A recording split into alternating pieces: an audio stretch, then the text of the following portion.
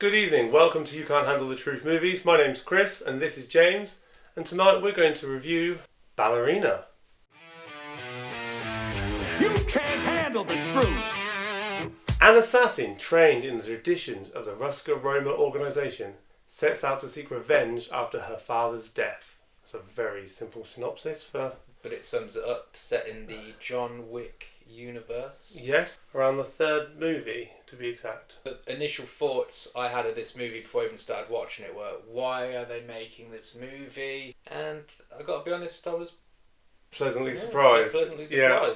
I thought I was going to hate it too, and when I didn't, and I sat there going, oh, this is quite good. It's not like you don't get enough of John Wick, especially by John Wick 4. It's not like you don't get enough, is it? Yeah. Like, there's enough for everybody in that film. From the intro, I was watching that first 5 minutes, I honestly thought it was going to be quite a dull film. When it got into that training montage, the John Wick music comes in, and you can't help but like go with the music, and it's like, yeah, I know we're starting the movie now. And the more I watched, the more I was like, this is surprisingly really good. You really see how much she's struggling in her fighting, and that trainer tells her, you've got to fight like a woman, basically. I found it a bit comical that the first thing she does is kick him in the balls. When the guy's got the axe, she kicks him in the balls. I'm like... Do you not think that paid homage to Matrix? Do you think the reason he's winning is because stronger... It's a direct line.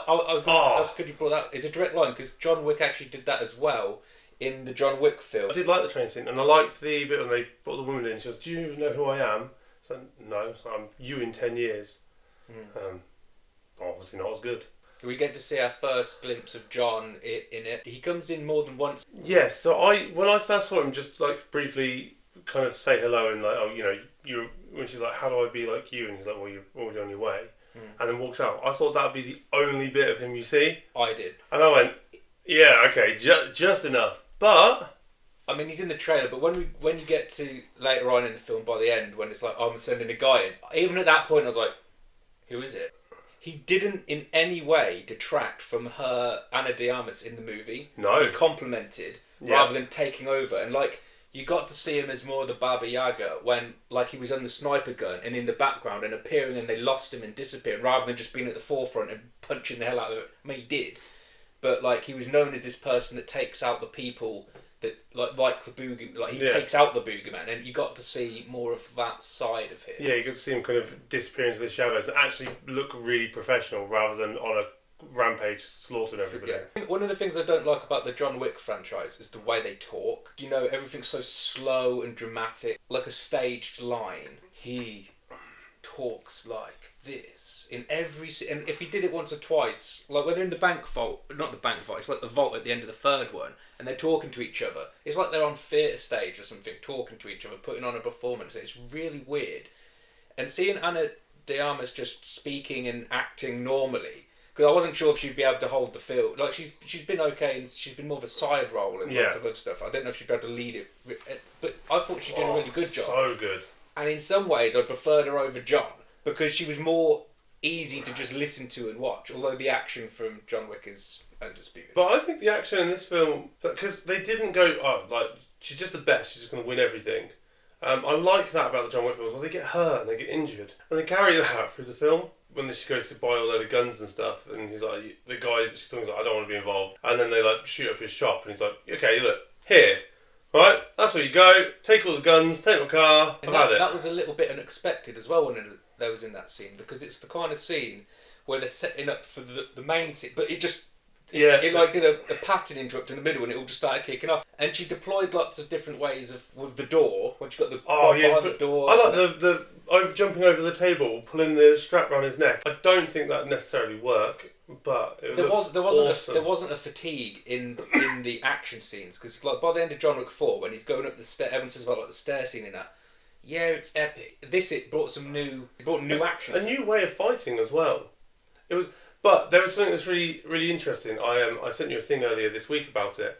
You know, Keanu Reeves, when he's really going, he flicks it like that. Oh, the clip, yeah. Yeah, and she does it in this film as well.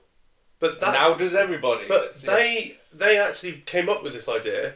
And now it's been incorporated into lots of different shooting ranges and professional shooters and things like that, because it's actually more efficient to reload. Yeah, and I just thought that's how much that they put into some of these films. Like Keanu Reeves went, if I could just Brilliant. There was a good blow up scene. You know, I like my people getting blown up scenes. You know how I feel about I it. know you love a And good that blow up scene. she blew him good. She really blew him up well. That looked great.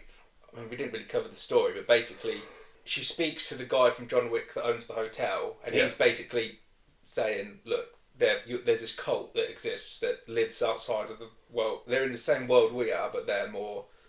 I mean, They're a cult. They're a cult, basically. Yeah. We let them stay here because, as he said, it's better to have them inside pissing out than outside pissing in. So she ends up back there, which is where they send John Wick to get her. The flamethrower off. I mean, I haven't seen that before. That was really cool. It was pretty decent, to be honest, because I thought, it's going to be one or two shots, and that's that done. There's a lot of There flamethrower. was plenty of flamethrower going on. And I was sat thinking, I'm not sure how she's going to win against this bloke with a huge flamethrower, and then kaboom! It's like, yeah, John Wick sat in the corner. But that's why when John Wick tries to get her, like, you think, how they're going to have a fight now? But they really don't. John just like beats her. Yeah, that's how it would go. They don't detract from anything in the main, what's it called, canon. The first 5 minutes I wasn't very interested. The last 5 minutes where it ended the same as John Wick 3, couldn't have we done something different? But to be honest, thoroughly enjoyed the whole thing, and it. I did. As soon as I thought, we're dulling down now, we got flamethrowers coming out, we got bombs going off, we got great movie. I would recommend going to see it.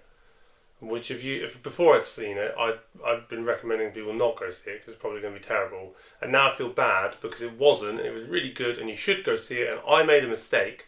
And it's on camera. So I feel kind of the same way and I'm glad about that. Like when you're not looking forward to something and then you get a pleasant surprise. Yeah. So, yeah. Out of 10, what are we going to say? I'm giving it basically. I was going to give it a solid 7, but I really enjoyed it and it's got repeat watchability. So I would give it a 7.3. I'm going with 7.7. That's but even higher. I really, really did enjoy it. Yeah, I did. That was hard to do considering how much I like the John Wick films. I thought it was going to ruin them, but it didn't, and it did its own thing, and she was great. Really great. I really, really enjoyed it. 7.7, 7.3, 7.5? Ballerina is a 7.5 out of 10. Definitely go watch it. Yeah. It's a really good watch. If you like John Wick, watch it.